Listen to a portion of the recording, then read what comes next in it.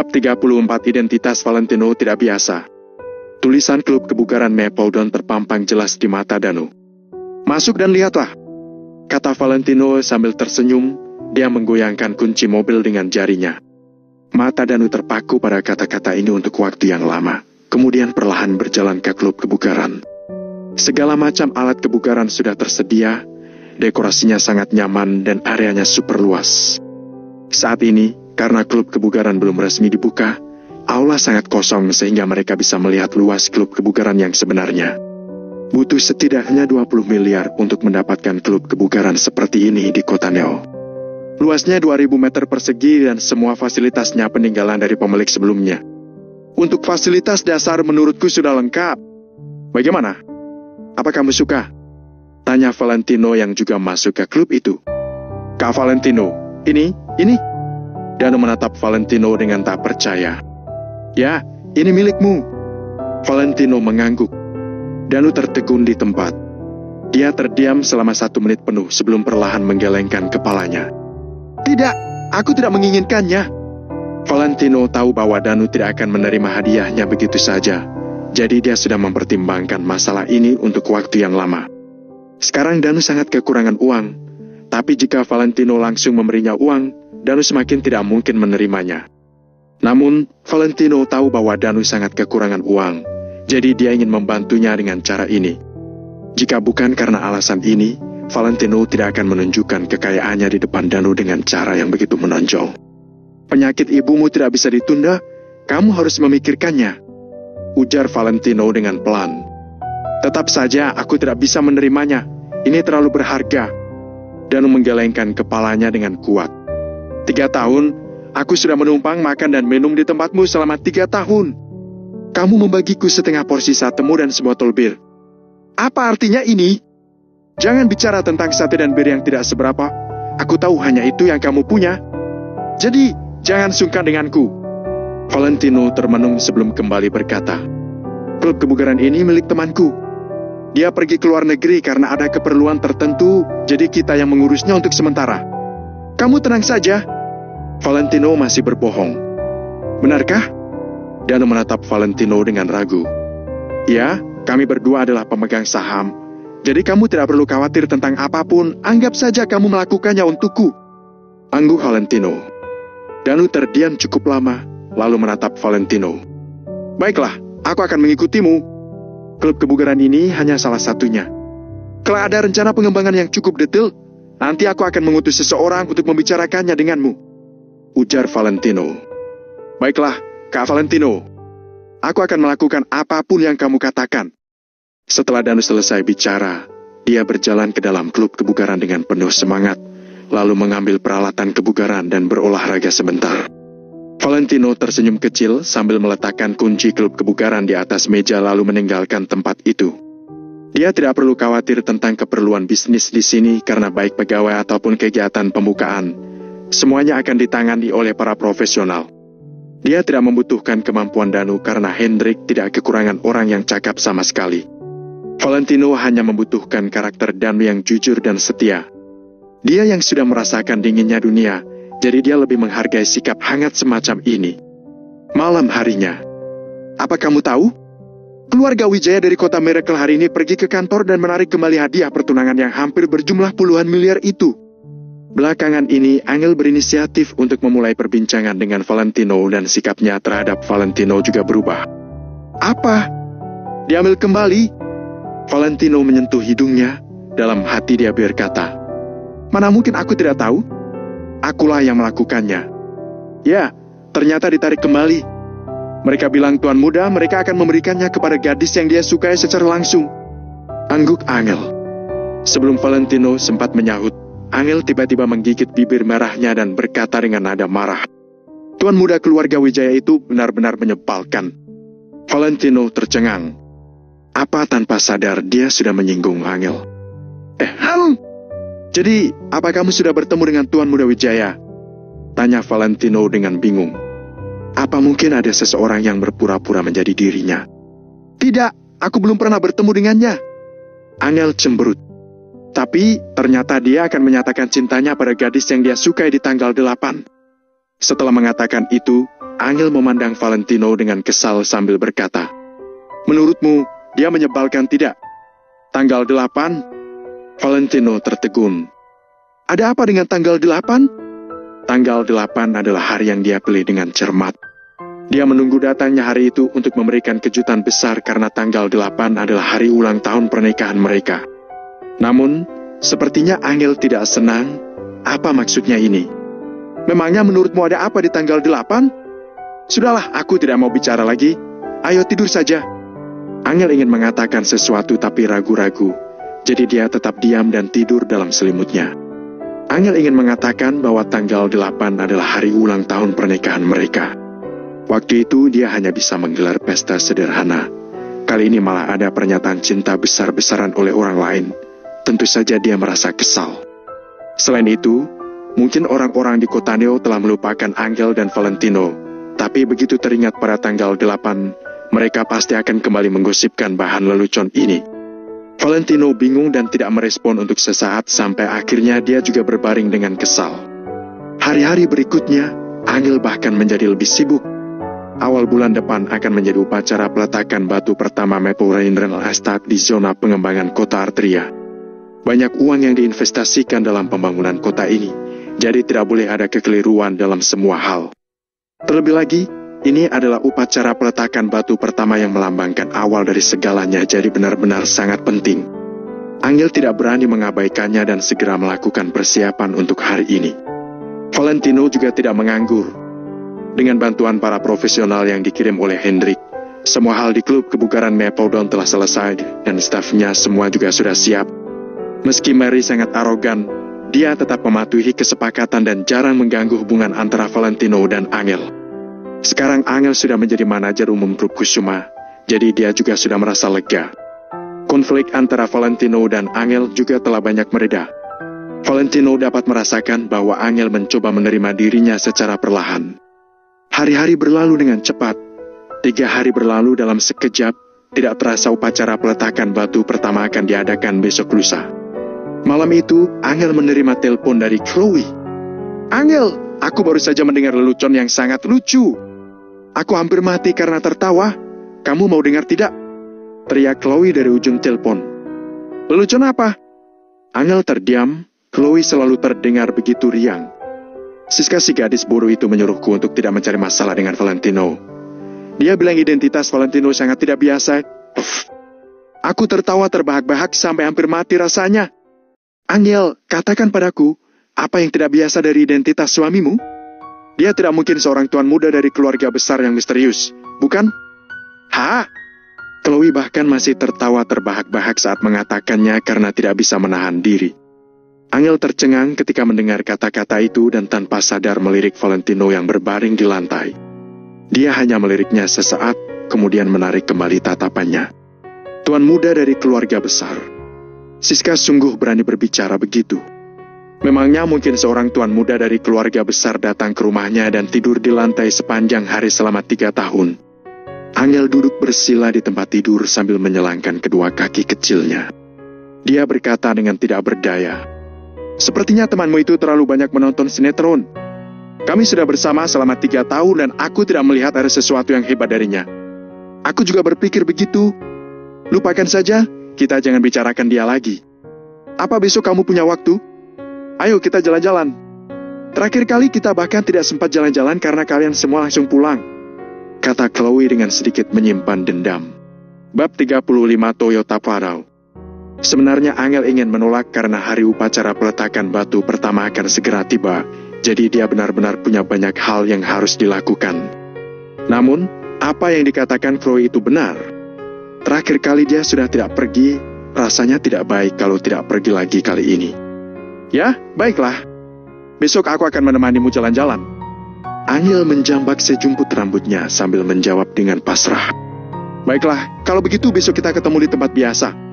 Oh ya, Hawit juga akan datang. Kalau kamu mau, ajak saja Valentino untuk ikut besok." Hawit bilang ajak saja Valentino. Pria juga harus melihat dunia luar, tidak boleh diam di rumah terus. Sebelum menutup telepon, Chloe tiba-tiba mengatakan sesuatu dengan nada penuh arti, seolah-olah dia punya beberapa rencana. Namun, Angel tidak terlalu memikirkannya. hanya langsung menutup telepon setelah menjawab. "Valentino, ayo besok jalan-jalan denganku," ujar Angel pada Valentino sambil masih memegang telepon. "Kalau aku selalu pergi setiap kali kamu memintaku pergi, maka aku akan kehilangan muka," tolak Valentino. "Kamu?" Angel tercengang. Valentino berani sekali, berani-beraninya menolaknya.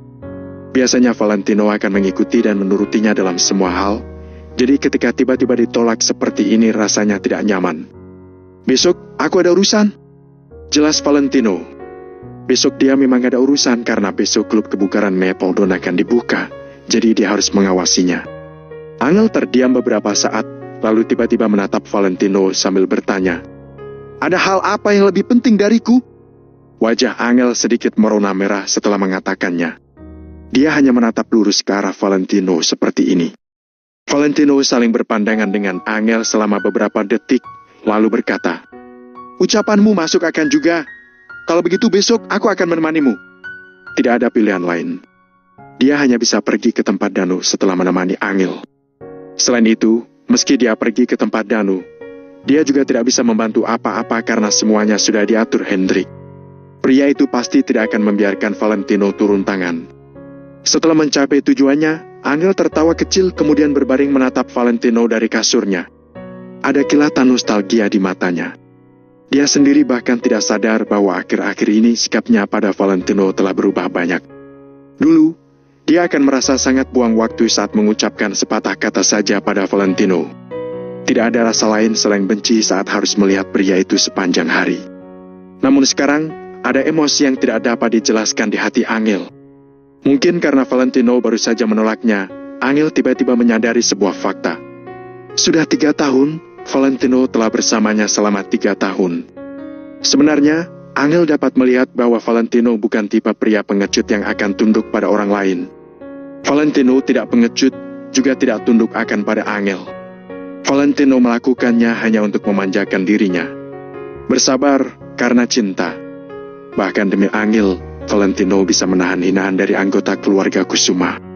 Dulu, bukannya Angel tidak ingin mengerti, dia hanya tidak mau memikirkannya. Namun hari ini, dia tidak bisa menahannya lagi. Angel tiba-tiba bertanya dengan pelan, "Valentino, apa kamu tidak keberatan dengan semua perlakuanku padamu selama ini?" "Kalau keberatan, dari awal aku sudah meninggalkan keluarga Kusuma." Valentino tersenyum santai. Siapa yang tidak akan keberatan? Hanya saja kalau dibandingkan dengan hal penting lainnya, dia bisa mengabaikan hal semacam ini. Baik kata-kata sinis, penghinaan, ajakan dan penindasan oleh keluarga Kusuma, apa kamu tidak keberatan dengan semua itu? Lanjut Angel. Valentino terdiam beberapa saat sebelum perlahan membuka mulutnya. "Kamu menanggung lebih banyak dariku, mana pantas aku keberatan?" Angel bergetar hebat, matanya yang indah tiba-tiba melebar. Valentino tahu itu. Pria ini tahu semuanya. Valentino bukannya orang yang tidak punya hati seperti yang terlihat dari luar. Dia bahkan memperhatikan semua hal ini. "Terima kasih," bisik Angel pada dirinya sendiri. Hati manusia itu bukan terbuat dari baja. Siapa yang bisa tetap acuh tak acuh setelah 3 tahun bersama? Keesokan harinya, Angel dan Chloe bertemu di tempat janjian mereka. Tapi kali ini Siska tidak datang. Kepribadian Chloe lebih terbuka dan riang. Gaya berpakaiannya tidak sekonservatif Angel. Mereka memiliki gaya masing-masing, yang satu cantik dengan kepolosannya, sedangkan yang satu lagi cantik dengan keseksiannya. Mereka berdiri di pinggir jalan dan membentuk pemandangan yang indah. Sebagai pelindung, Valentino bisa merasakan tatapan membunuh di sekelilingnya sepanjang waktu. Kalau mata bisa membunuh orang, Valentino pasti sudah mati berkali-kali saat ini. Namun, BMW Valentino seharga ratusan juta ini cukup menyilaukan mata, jadi belum ada orang yang cukup gila dan cari mati untuk berhadapan dengannya. Chloe melirik mobil Valentino sambil berkata dengan nada masam, "Mobil ini bagus. Angel, kamu benar-benar rela membeli mobil untuknya." Sampai sekarang, Chloe pikir Angel yang membelikan mobil itu untuk Valentino. Valentino, pria ini tidak mungkin mampu membayarnya. Bukan aku yang membeli mobil ini." Angel tidak ingin berbohong kepada Chloe, jadi dia langsung menjelaskannya. "Bukan kamu yang membelinya?" "Jangan-jangan Valentino." Chloe sedikit terkejut. "Bukankah menurut rumor, Valentino hanya menantu tidak berguna dari keluarga Kusuma. Bagaimana mungkin dia bisa membeli mobil semahal ini? Bahkan bukan hal yang keterlaluan kalau dibilang Valentino yang dulu bahkan tidak mampu bayar uang bensinnya. Valentino tidak membelinya, ini punya temannya. Dia diizinkan untuk mengendarai mobil ini selama beberapa hari. Angel terlihat murung, tapi dia tidak akan menggunakan barang orang lain untuk menyombongkan diri. Chloe tercengang ketika mendengar kata-kata itu, kemudian langsung tertawa. Tidak mungkin. Temannya? Astaga, kalau tidak punya mobil ya tidak usah bawa. Untuk apa sampai pinjam mobil orang lain? Saat ini Chloe merasa sangat bahagia. Awalnya dia agak tidak senang karena seorang Valentino yang dianggapnya pecundang bisa mengendarai mobil yang lebih baik daripada Hawik. Asal tahu saja sebelumnya, Chloe sebenarnya berharap Angel tidak sebanding darinya kecuali dalam hal latar belakang keluarga. Mereka memang sahabat, tapi itu juga karena di matanya Angel tidak sebaik dirinya. Siapa sangka Valentino tiba-tiba bisa mengendarai mobil ratusan juta ke sini. Tentu saja dia tidak senang hati. Sekarang setelah tahu bahwa mobil itu hanya dipinjam oleh Valentino, Chloe hampir mati karena tertawa terbahak-bahak. Sayang sekali, awalnya dia pikir hari ini bisa merendahkan Valentino, tapi sekarang tampaknya sama sekali tidak perlu. Valentino tidak bangkit jadi orang yang lebih baik, dia tetap seorang pecundang. Sama sekali tidak menyenangkan menyerang orang seperti ini. Sudah cukup, jangan membicarakannya lagi. Bukannya katamu pacarmu juga akan datang? Mana dia? Angel bertanya dengan lembut untuk mengalihkan topik pembicaraan. Dia bilang karena sekarang dia kerja di Maple Rain Real Estate, jadi ingin mengganti mobil baru. Sekarang dia sedang mengambilnya. Chloe pura-pura bersikap acuh tak acuh, tetapi tatapannya memancarkan kesombongan. Jika bukan karena ingin mengalahkan mobil BMW Valentino, dia tidak akan secara khusus meminta Valentino datang saat menelpon Angel kemarin. Mobil baru? Angel tertegun, lalu terdiam. Tiba-tiba terdengar keributan di kerumunan di sekitar mereka. Bram, terdengar suara mesin mobil. Mereka bertiga pun memandang ke sumber suara. Sebuah mobil Toyota Prado berwarna hitam melaju menghampiri mereka. Tampilan luarnya berwarna hitam dan megah, ditambah dengan bentuk mobil yang terlihat mendominasi membuat orang seakan tunduk saat melihatnya. Pria yang mengemudikannya sengaja menginjak pedal gas dengan kencang sehingga langsung mengeluarkan suara deru mobil yang keras dan menarik banyak perhatian. Pintu mobil terbuka, kaki yang mengenakan sepatu kulit mengilat diulurkan keluar. Kemudian, terlihatlah sosok Hawik yang mengenakan setelan jas putih seperti seorang pangeran menawan yang turun dari mobil. Bab 36 mobil pinjaman. Hawik, kita ada di sini. Teriak Chloe dengan keras, seakan dia takut orang lain tidak tahu bahwa Hawik adalah pacarnya. Sekarang perasaan orang-orang di sekitarnya lebih rela. Awalnya, mereka pikir bagaimana mungkin Valentino, seorang pria nurat yang mengenakan pakaian sangat sederhana didampingi oleh dua wanita cantik. Baru sekarang mereka tahu bahwa Tuan sebenarnya adalah pria yang mengendarai mobil Prado itu. Hawik berjalan dengan percaya diri. Dia menyapa Angel dan Chloe, lalu melirik Valentino sekilas. Wow, Hawik, kamu benar-benar membeli mobil Prado, kata Chloe dengan penuh semangat. Ya, kita para pria harus mengendarai mobil sejenis Prado. Sambil bicara, Hawik menyipitkan mata ke arah mobil BMW biru Valentino yang memesona di kejauhan, kemudian samar-samar tersenyum menghina. Seolah-olah sedang berkata, mobil yang dikendarai Valentino itu sama sekali tidak cocok untuk dikendarai oleh pria. Valentino menyentuh hidungnya dan tidak menyaut, tapi dalam hati dia sedikit kehabisan kata-kata. Tidakkah menurutmu begitu, Bro Valentino? Hawik kembali menatap Valentino. Astaga, tidak usah mengungkitnya lagi. Mobil Valentino itu sama sekali bukan miliknya, itu pinjaman temannya, kata Chloe dengan terus terang. Hebat, aku tidak sebanding denganmu. Hawik tertegun sejenak, lalu terbatuk keras sambil menatap Valentino dengan ekspresi mengejek. Awalnya dia pikir Valentino lumayan juga, tapi ternyata Valentino hanya seorang pria yang suka menyombongkan diri. Aku sih tidak mampu berbuat sepertinya, ya. Aku hanya bisa mengandalkan kemampuanku sendiri jadi hanya sekelas Prada, ujar Hawik sambil menghela napas ringan. Valentino menggeleng kecil, lalu melirik Prado dengan sedikit termangu. Namun setelah itu, dia menatap Prado itu lagi. Melihat mata Valentino yang terus menatap mobil hitam Prado mereka, Chloe dan Hawick merasa semakin lucu. Orang kampungan tetap saja kampungan.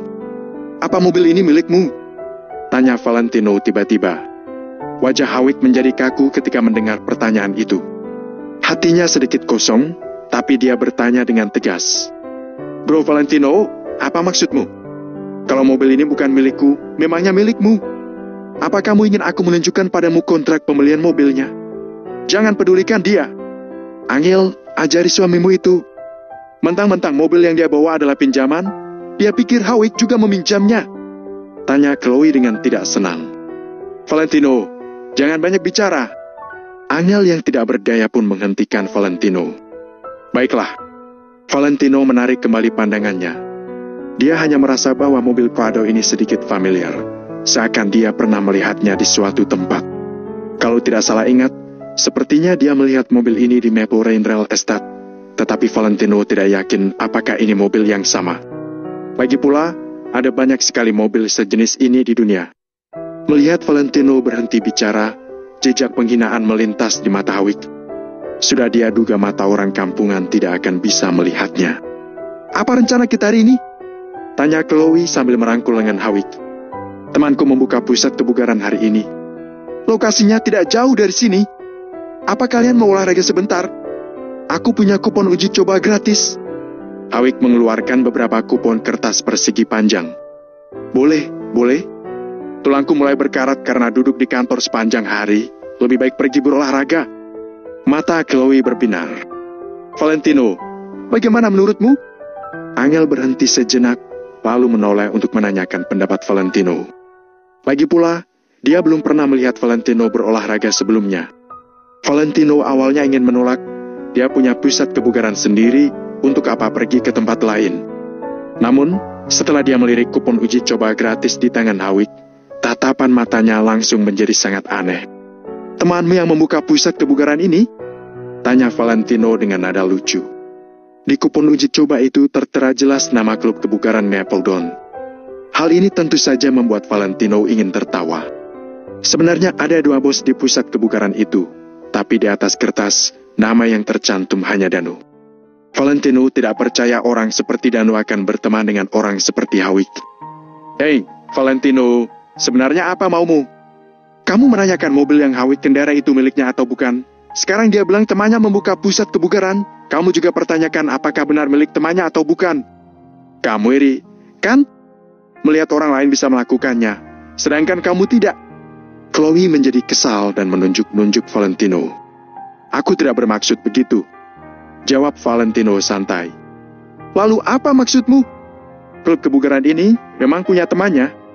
Kalau mau pergi ya ayo, kalau tidak ya sudah," kata Chloe dengan marah. Angel juga merasa ada yang salah dengan Valentino. Masa karena Valentino merasa mobilnya tidak sebaik Hawick, jadi dia mulai mencari-cari kesalahan. Valentino bukan orang seperti itu. Barusan aku salah bicara. Bos, tempat ini memang bukan temanku, tapi temanku bekerja di sana, jadi kita bisa mendapatkan fasilitas VIP. Hawick tahu bahwa dia tidak dapat menyembunyikan masalah ini, jadi dia terbatuk dan meluruskannya. Tetap saja lebih baik daripada pria yang iri ini," jawab Chloe dengan cemberut. "Ayo pergi, Bro Valentino. Pria itu harus punya fisik yang kuat." Hawick kembali menatap Valentino dengan sangat antusias. Karena dia berani datang menemui Valentino hari ini, tentu saja dia sudah melakukan beberapa persiapan. Pusat kebugaran juga salah satu hal yang ada dalam rencananya. "Baiklah, ayo kita pergi," angguh Valentino. Awalnya, dia berencana pergi ke tempat Danu setelah urusannya di sini selesai. Namun dengan begini, sekali dayung 2-3 pulau terlampau, ini memang merupakan pilihan yang baik. Saat ini, klub kebugaran Mapledon sudah penuh sesak. Hari ini adalah hari pertama pembukaan resmi. Banyak orang mendapat kupon uji coba gratis sehingga pusat kebugaran ini sangat populer.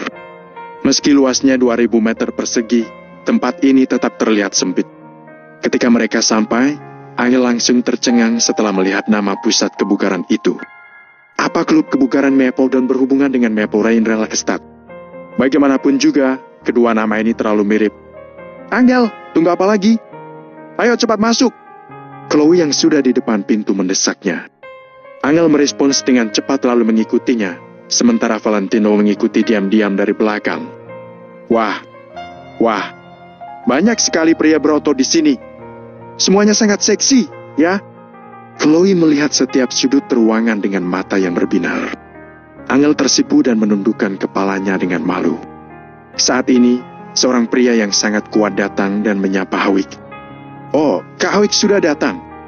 Hawik tersenyum bangga sambil memperkenalkan temannya pada semua orang. Ini temanku, Anton. Dia kepala pelatih di pusat kebugaran ini.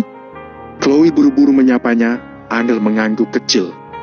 Namun, Hawik tidak bermaksud memperkenalkannya kepada Valentino sama sekali. Namun, Valentino juga senang bisa diam.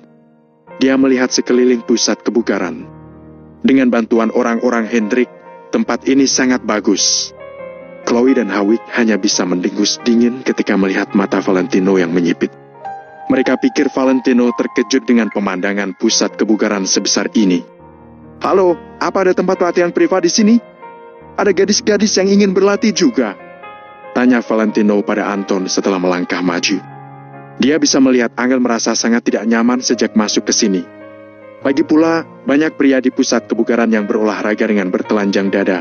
Angel tidak terbiasa dengan pemandangan seperti ini. Selain itu, sebagai bos, sebenarnya Valentino jauh lebih mengerti daripada orang lain apakah di pusat kebugaran ini ada tempat latihan pribadi atau tidak.